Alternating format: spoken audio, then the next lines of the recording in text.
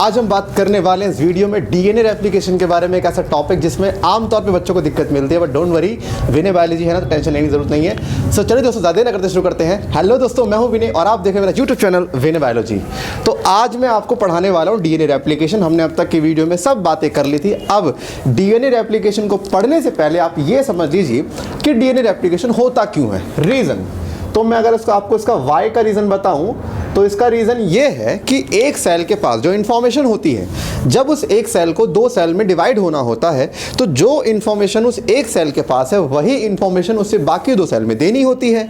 अब अगर DNA replicate नहीं करेगा तो इन्फॉर्मेशन दो में से किसी एक सेल को मिलेगी, तो जिसको इन्फॉर्मेशन नहीं मिलेगी वो सेल तो डेड हो जाएगा। इसका मतलब हमारी बॉडी में नंबर ऑफ सेल्स कभी ग्रो ही नहीं कर पाएंगे। तो इसीलिए हमारी इन्फॉर्मेशन का लगातार कॉपी होना ज़रूरी है। तो अब ये तो हो गया आपके वाई का आंसर। अब सवाल आता है कि ये जो प्रोसेस है ये होता कैसे। देखो, प्रोसेस तो बहुत सिंपल है, उसकी हम बाद में बात करेंगे। हम पहले ये देखते हैं कौन सी फेज के अंदर डीएनए डबल होता है। ध्यान से सुनिएगा कि सेल की ज़िंदगी में, जिसको हम सेल साइकिल कहते हैं, सेल की ज़िंदगी में एक समय आता है, एक फेज़ आता है, जिस फेज़ को हम क्या बुलाते हैं, एस फेज़। उस एस फेज में, एस का मतलब होता है सिंथेसिस। व्हाट सिंथेसिस का मतलब क्या? Synthesis of DNA. सेल की ज़िंदगी में एक ऐसा फेज आता है जब वो अपना डीएनए को बना रहा होता है। उस फेज को हम क्या बोलते हैं? एस फेज बोलते हैं। यानी हम जो डीएनए रेप्लिकेशन पढ़ने वाले हैं वो सेल साइकिल के एस फेज में होता है। इस बात का आप ध्यान रखें।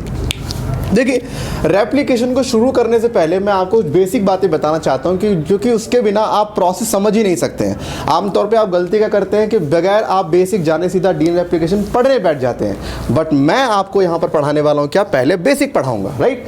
तो ये तो हो गया, आपने पढ़ लिया कि कौन से फेज़ में होता है। अब आइए बात करते हैं बेसिक्स के बारे में। बेसिक्स का मतलब क्या है? देखिए, जब घर बनाना होता है तो घर बनाने के लिए हमें ईंटों का इस्तेमाल करना होता है, हमें सीमेंट का इस्तेमाल करना, हमें सरिये का इस्तेमाल करना होता है। तो जिन ईंटों का इस्तेमाल करना होता है उन पे हम पानी डालते, पहले उनकी तराई करते हैं, सो दैट बाद में वो अच्छे से सीमेंट या जो भी मसाला है उसको पकड़ ले। ऐसे ही डीएनए के बिल्डिंग ब्लॉक्स कौन होते हैं? डीएनए की ईंटों का नाम क्या? डीएनए की ईंटों का नाम है न्यूक्लियोटाइड। डीएनए की ईंटों का नाम क्या? न्यूक्लियोटाइड, क्योंकि इसी से पूरा डीएनए बनता है। अब न्यूक्लियोटाइड में क्या होता है? एक बेस होता है, एक शुगर होता है और एक फॉस्फेट होता है। बहुजन समाज पार्टी, ठीक है। तो यहाँ पे बेस, शुगर, फॉस्फेट से मिलके क्या बनता है? न्यूक्लियोटाइड। अब इमेजिन करिए कि ये एक सेल है और सेल के अंदर ढेर सारा डीएनए प्रेजेंट है। इस सेल को, ये सेल का डीएनए कहता है कि मुझे रेप्लिकेट करना है। तो जैसे ही ये कहता मुझे रेप्लिकेट करना है तो जितने भी न्यूक्लियोटाइड हमारे न्यूक्लियस के अंदर प्रेजेंट होते हैं वो अलर्ट हो जाते हैं कि भाई साहब, हमें डीएनए का ऑर्डर आया कि हमें डिवाइड करना है। तो जैसे ही ये न्यूक्लियोटाइड को अलर्ट आता है, ये सारे के सारे न्यूक्लियोटाइड एक्टिवेट हो जाते हैं। सर, एक्टिवेट का मतलब क्या होता है? एक्टिवेट का मतलब होता है कि वो एनर्जी ले लेते हैं। जैसे आम तौर पे क्या होता है न्यूक्लियस के अंदर? Guanine plus sugar plus phosphate. अब ये क्या बन गया? Deoxy guanosine monophosphate, because it is having single phosphate. Cytosine sugar plus phosphate, deoxy cytidine monophosphate. ऐसी deoxy thymidine monophosphate, deoxy adenosine monophosphate. तो ये जो मोनोफॉस्फेट के कंपाउंड हैं ये क्या होते हैं? ये होते हैं इनएक्टिव न्यूक्लियोटाइड। इनमें भी कुछ प्रॉपर्टी नहीं है डीएनए को बनाने वाली।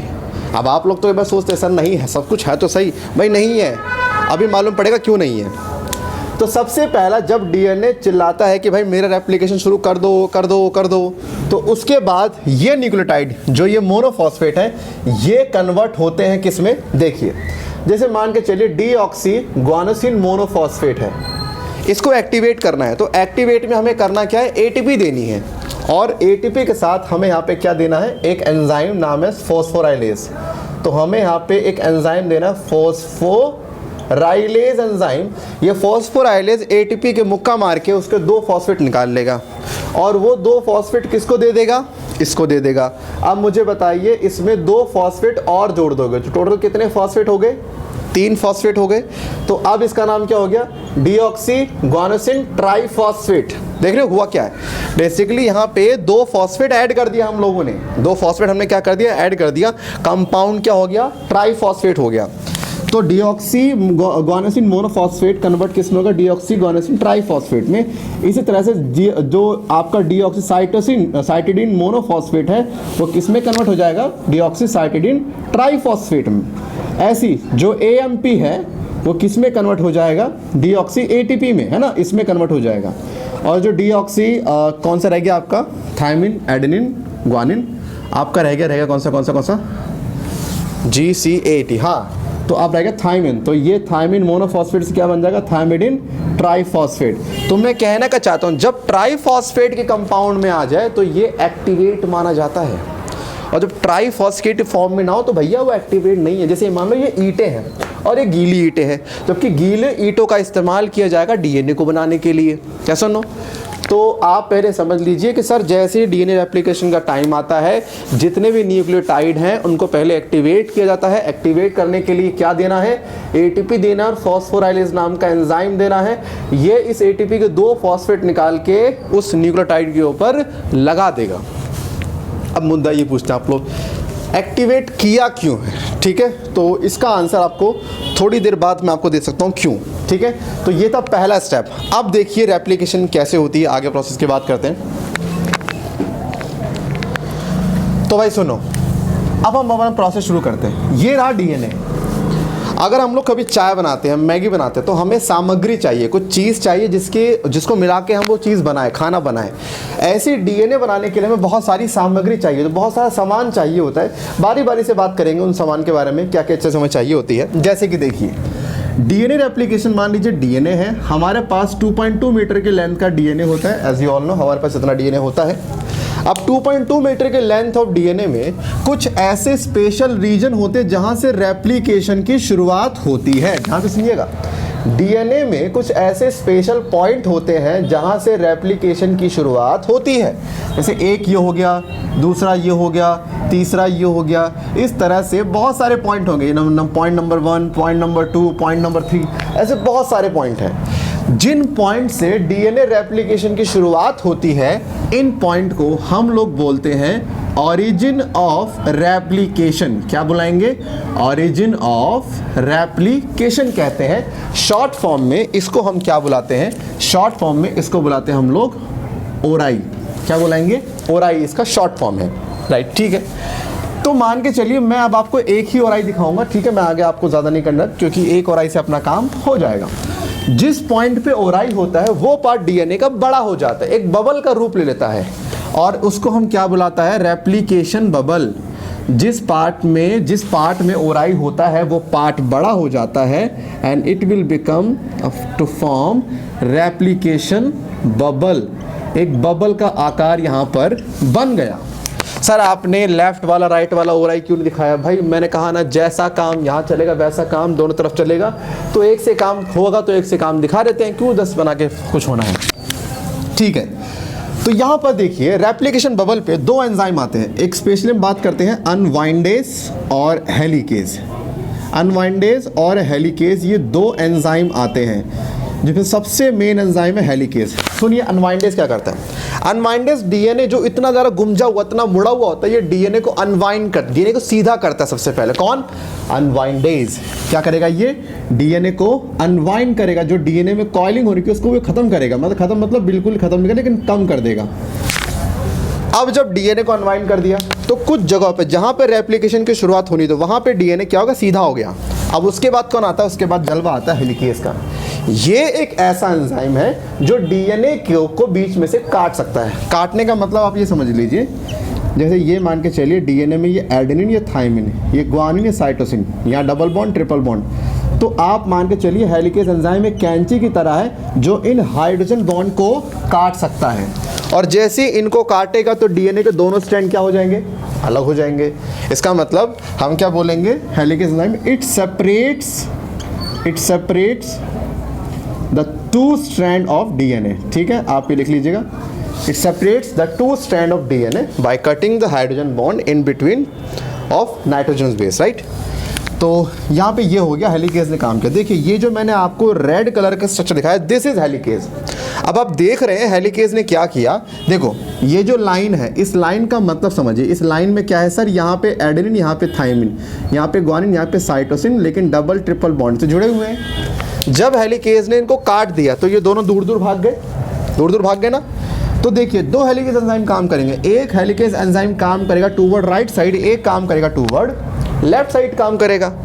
तो यहाँ तक तो कहानी ये थी, हेलिकेज ऐसे काम कर रहे हैं। अब आप ध्यान से देखेंगे, जहाँ पर हेलिकेज एंजाइम डीएनए को काट रहा है वहाँ पर आपको ओपनिंग वाई शेप की मिल रही है। कैसे मिल रही है? वाई शेप की। और जहाँ पर ओपनिंग वाई शेप की होती है, इस वाई शेप की ओपनिंग का नाम रखा गया है रेप्लिकेशन फॉक।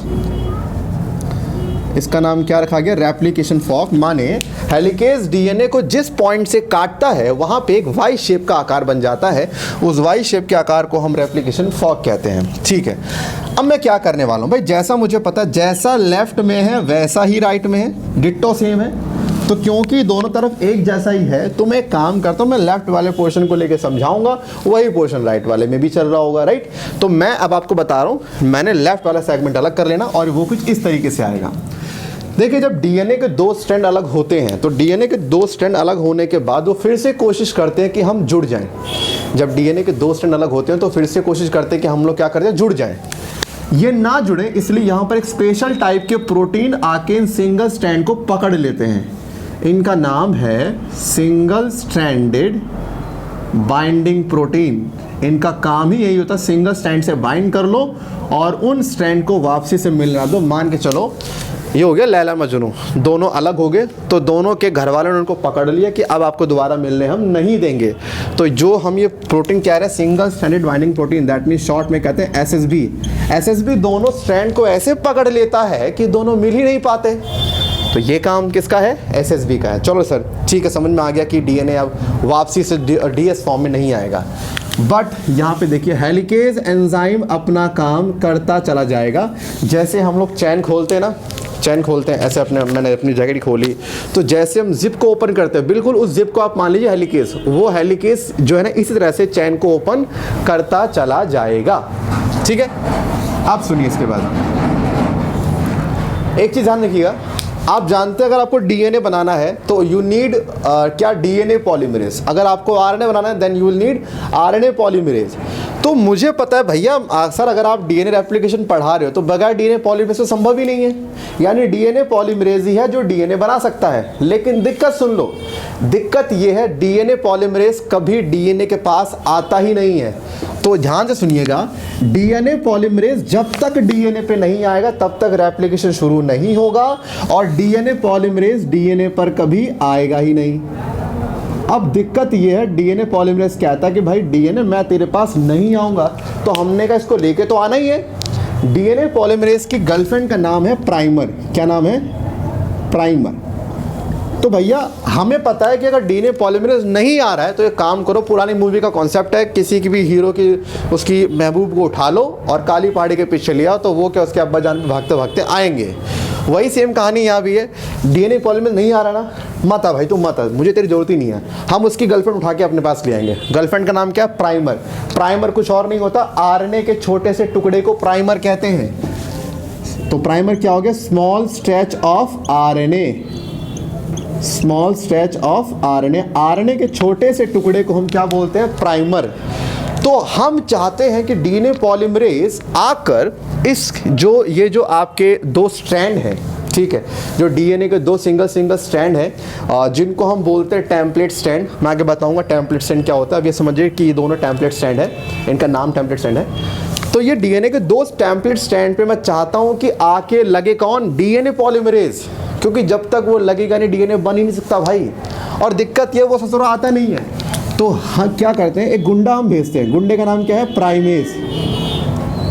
ये एक गुंडा है, ये जाएगा और प्राइमर को कहीं से ढूंढ के लाएगा, माने इसकी गर्लफ्रेंड को, और प्राइमर को ढूंढ के लाके क्या करेगा? डीएनए में जो 3 डैश है उसके सामने प्राइमर लगा देगा। ये माने प्राइमेज प्राइमर को लेके आएगा और डीएनए के तीसरे डैश के तीसरे एंड के सामने लगा देगा। अब देखो ये 5' डीएनए का और ये 3' लेकिन 3' फ्री कहाँ पर है, यहाँ फ्री होगा, यानी कि यहाँ लग जाएगा प्राइमर। यानी प्राइमेज ने प्राइमर को लेके आया और डीएनए के दोनों स्ट्रैंड पे लगा दिया, और लगाया कुछ इस कदर कि एंड की डायरेक्शन 5 से 3 रहनी चाहिए। भाई जैसे ही देखता है कि यहाँ प्राइमर लग गया तो डीएनए पॉलीमरेज खुद ब खुद भागता हुआ आता है, क्योंकि यह है जोरू का गुलाम। इसकी जोरू कहाँ है, हमारे पास, तो गुलाम भी भागता हुआ आएगा। जैसे ही प्राइमर लगा दिखता है डीएनए पॉलीमरेज पागलों की तरह भागता हुआ आता है और आके तुरंत डीएनए को पकड़ लेता है। पकड़ लिया डीएनए को, ये रहा डीएनए पॉलीमरेज। अब क्योंकि एक प्राइमर नीचे लगा है तो उसने नीचे ही पकड़ लिया। अब सुनिए क्या होगा, अब ये डीएनए पॉलीमरेज देखो इस तरफ प्राइमर का स्टैंड था 5' है ना, प्राइमर का, तो ये डीएनए पॉलीमरेज मूव करता है toward the replication fork. Replication fork ये ना, ये वाला। तो जब वो रेप्लिकेशन फॉर्क की तरफ मूव करता है तो मूव करते करते वो देख रहे हो डीएनए का स्ट्रैंड भी बना देता है। ठीक है, देखो ये जो डीएनए पॉलीमरेज है यहाँ तक आ गया, आते आते इसने ये क्या कर दिया, स्ट्रैंड भी बना दिया डीएनए का। और सेम नीचे वाला भी, नीचे वाला डीएनए पॉलीमरेज मूव करता है। अच्छा, लेकिन नीचे वाला डीएनए पॉलीमरेज इस रेप्लिकेशन फॉर्क से दूर भाग रहा है और वो टूवर्ड द रेप्लिकेशन फॉर्क आ रहा है।